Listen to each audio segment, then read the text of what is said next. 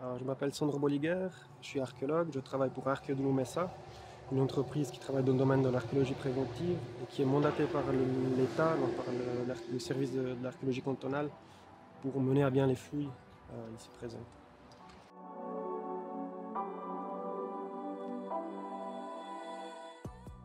Alors, notre mission, c'est celle de mettre au jour toutes les vestiges présents sur le terrain, de les fouiller, de les documenter, de les positionner, dessiner, photographier, pour préserver une trace de tout ce qui était présent ici avant la destruction provoquée par les futurs bâtiments.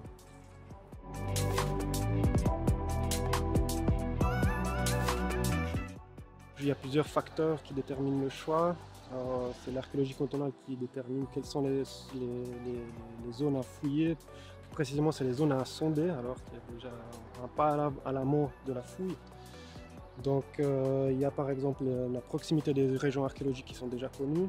Et ensuite, c'est aussi la taille des projets qui détermine le choix d'effectuer des sondages archéologiques.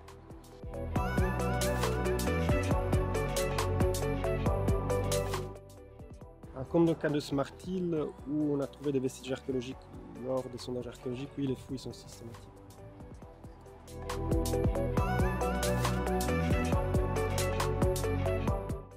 On a une étape de planification, l'étape de décapage à la grosse machine. Ensuite, on travaille avec des plus petites machines pour bien nettoyer les structures. Ensuite, il y a la phase fouille à proprement parler. Donc la fouille à la main, la fouille à la truelle, à la pioche, à la pelle, au petit pinceau s'il le faut. Et puis la phase de dessin, de documentation qui se fait à la suite.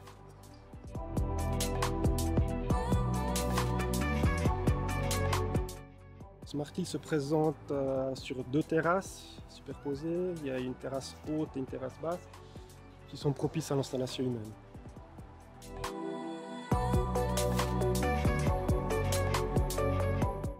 Alors ici, sur le site, il y a deux types de vestiges de deux périodes différentes. On a mis en évidence dans la partie haute une canalisation de période romaine, probablement romaine, utilisée peut-être jusqu'au XVIIIe siècle.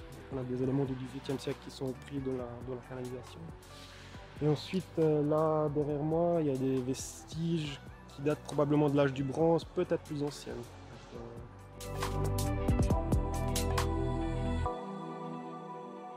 Alors, on va dire qu'ils ont choisi ce terrain pour ses qualités. Il y a des ressources intéressantes ici. Il y a des sources, notamment d'eau, qui sont dans la partie haute. Il y a de la forêt qui est présente. Il y a aussi de la molasse qui est là-bas, donc on peut exploiter pour la carrière. Les Romains, mais même ceux qui les précèdent, ils ont choisi cet endroit pour ces qualités-là.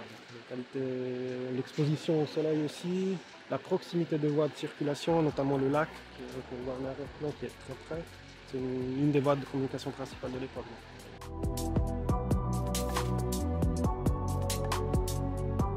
C'était l'époque connectée, il y avait de la communication, des échanges, du commerce à très large échelle, à l'époque romaine, mais comme aussi aux époques précédentes. À l'âge du bronze, il y a déjà du commerce avec le sud des Alpes, par exemple. On a des échanges qui sont connus et attestés. En ce qui concerne les structures, elles vont être détruites par la fouille déjà par elles-mêmes.